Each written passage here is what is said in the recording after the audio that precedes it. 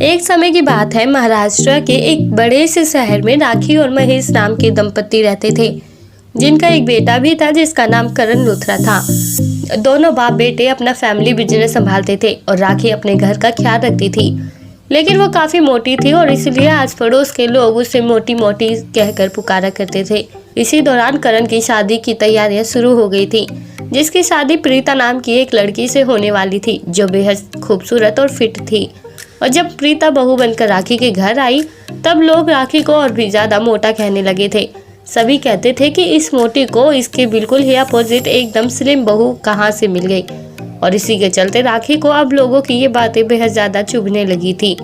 तभी वो फैसला करती है कि अब वो डाइटिंग करेगी और अपनी बहू की तरह फिटनेस बनाकर ही रहेगी। इसलिए उसने अपने खाने पीने में कमी कर दी। घर में जब कभी बाहर की चीजें आती तो राखी उसे टच तक नहीं करती थी। यही नहीं बल्कि वो जो थोड़ा बहुत खाना भी खाती थी उसमें भी सिर्फ और सिर्फ सलाद होता था। प्रीता अपनी सासू माँ के इस रवैये से हैरान रह गई थी।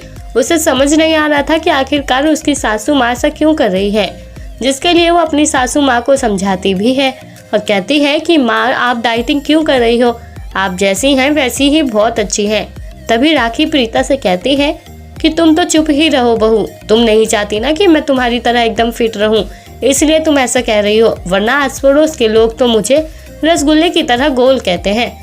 और यही कहकर राखी एक बार फिर अपनी डाइटिंग में ध्यान देने लगती है। इसी तरह काफी दिन बीत गए थे। तभी एक दिन प्रीता अपनी सासू माँ की डाइटिंग को देखते हुए उसे सिर्फ थोड़ा सा ही सलाद देती है और उसने अपनी सासू माँ को सुबह रनिंग के लिए भी कह दिया था। अचानक से डाइटिंग करने की वजह से राखी काफी बीमार रहने लगी थी। चेकअप करवाने के दौरान घर के लोगों को पता चला कि राखी के शरीर में हीमोग्लोबिन और प्रोटीन की बेहद ज्यादा मात्रा में कमी आई है, जिससे वो अपनी जान भी गंवा सकती है। डॉक्टर की ये बातें सुनकर राखी काफी डर गई थी। तभी प्रीता अपनी सासू माँ से कहती है कि देखा माँ, मैंने आपको कितना समझाने की कोशिश की, पर आपने मेरी बात मानी ही नहीं। डाइटिंग सिर्फ लिमिट तक ही करनी चाहिए। अचानक से खाना पीना छोड़ देना हमारे शरीर के लिए लाभदायक नहीं बल्कि हानिकारक होता है। रही बात लोगों की बातों की, तो आप उनके लिए कोई मायने नहीं रखती। आप हमारे घर की सदस्य हैं और आपका ठीक रहना हमारे लिए बहुत मायने रखता है। इसलिए आप लोगों की बातों पर ध्यान देना बंद कर दीजिए। आप जैसी ही हैं वैसी ही हमें बहुत अच्छी लगती हैं और क्यूट भी। अपनी बहू की यही बातें सुनकर राखी बहुत हंसती है और कहती है कि मैं मान गई बहू, तुमने खुद को सही साबित कर दिया।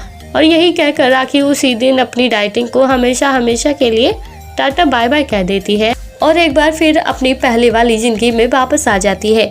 तो दोस्तों, कैसी लगी आपको आज की हमारी ये कहानी?